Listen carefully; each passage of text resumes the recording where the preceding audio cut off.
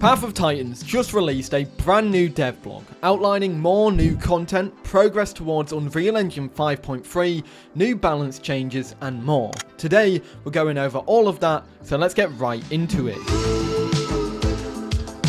I've spoke about this and introduced this topic in a previous video here, which I recommend you check out, but there is new creatures that are mainly in the aquatic realm coming to the game. Firstly, the developers outlined that instead of representing modern day creatures on the map, they want to specifically represent fish from the Mesozoic and Devonian periods. So this is in tune with the aquatic AI or ambient life like that of the manta ray and stuff like that. Which this is evident because the first creature that they showcased and fully animated was the Dipnoranchus, which is a lungfish. Now we have another one that has been completed so far. This is the Ammonite, and honestly, what is a prehistoric marine ecosystem without one of the most notable and well-known marine creatures from this time frame? The developers also say that more will be coming soon, so it's likely we'll hear more about these and new releases as time goes on. And it's very nice to see another one added to that fray. Keeping in theme with the underwater realm, the developers have mentioned that they are currently working on improving the underwater effects found on both Gondwar and Pandora. This is by adding underwater ripples, caustics, and fogging.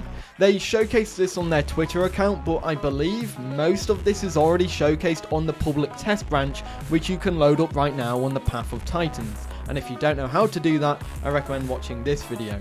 That being said, this is something that I'm showing on the screen right now, the before and after. This is from what it is like on the main branch right now, and this is what it's like on the public test branch and how they want it to be. They say that apparently there's still probably a bit more progress to go, but it's going to make the underwater areas look a lot better, way more beautiful, and it is very pretty. The developers are currently in the process of upgrading the game's engine to Unreal Engine 5.3 from Unreal Engine 5. They also offered some progress on this as well. This has been showing progress with various updates on the public test branch. It's allowed the developers to push out various fixes and improvements, as well as the ones the Unreal Engine 5.3 brings anyways. At the moment, they are working their way through various bug fixes. Some of these are easy fixes, while some of them are more complex and difficult to get through. Some of these bugs are needing fixes deep in the engine level, and so can be quite consuming time-wise. Despite all of this, the developers did go on to say that progress is going very well, and they are excited to release this onto the main branch, so they can begin making good use of the new hot patching system on a bigger scale. Now this is something I have already covered, but I wanted to consolidate it here for you guys because it was mentioned in the devblog and I wanted to ensure that I covered it thoroughly. So the developers have made changes to server browsing. They've made it a lot easier for you. Instead of having a full list of servers that you scroll through, you've now got pages. So you've got a list on one page, then you go to the next page and it's got another list and it keeps going. This is mainly to reduce lag and increase performance. They've also added a new filter to the search tab that allows you to filter your favorited servers. So if you favorite like my server, for example, you can specifically just have a look at your filtered servers instead of having to scroll through every single list to find it, which is way better now.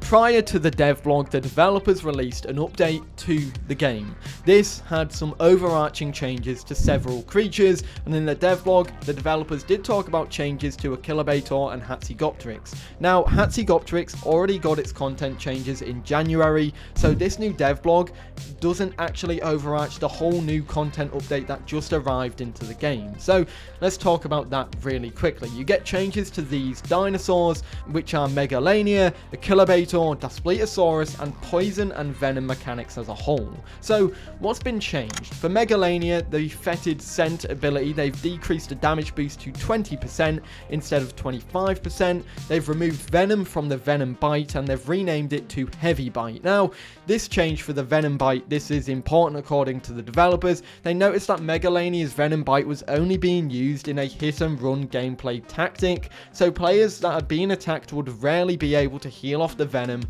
and combined with a relatively high damage output, this was a very strong attack, and they decided that it's probably better to either have the venom output bite attack or a raw damage output bite attack instead, giving you the opportunities and options there to pick and match for whatever fits your playstyle. For Achillobator, Cruel Swipe cooldown has been increased to 12 seconds. This was previously 8 seconds. Hollow Bones and Rudder Jump cost reduction to 20% was previously 50%. Daspletosaurus got a buff technically. The Piercing Bite cooldown is now 15 seconds. It was previously 25 seconds, so that's been cut by a whopping 10 seconds. And of course, Poison and Venom, they have adjusted the venom and poison values. This is something that will get further adjustments as time goes on because the developers have noticed this isn't behaving as intended. Now, they don't have the proper values listed. I assume this is different per dinosaur and that's why they haven't listed it,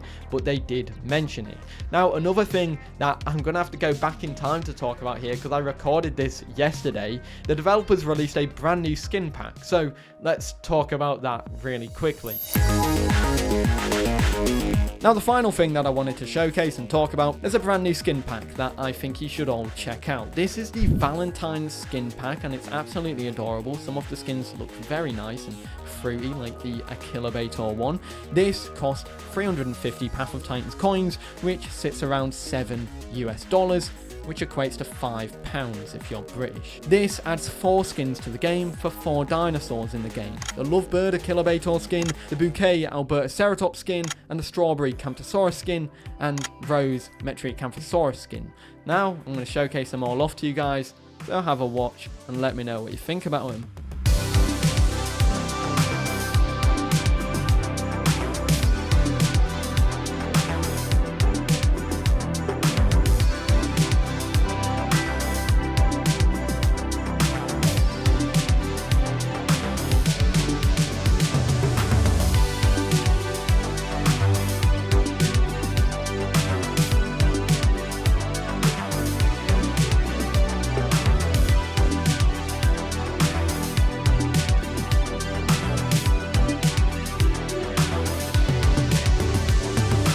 And there we have it, everybody. Let me know your thoughts about all of this from this new devlog in the comments down below. Are you excited for what is to come for Path of Titans? I'd love to know what you think. And also, regarding the aquatic ambient life, let me know in the comments which one you're most excited for, and about the new skin pack. Have you got it?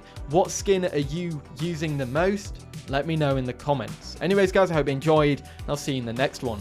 Have a great day. Peace.